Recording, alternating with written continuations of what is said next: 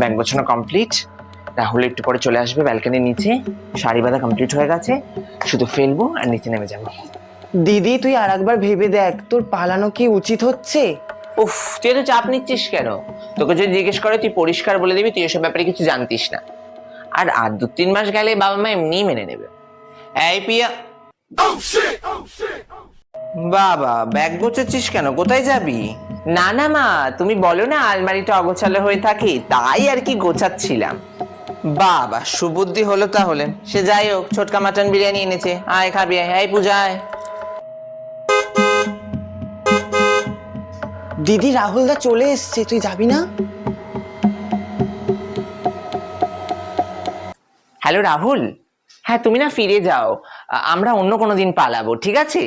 আজকে বাড়িতে মাটন বিরিয়ানি হয়েছে, মিস করতে পারবো না। ঠিক আছে, বাই। চল চল খাবো।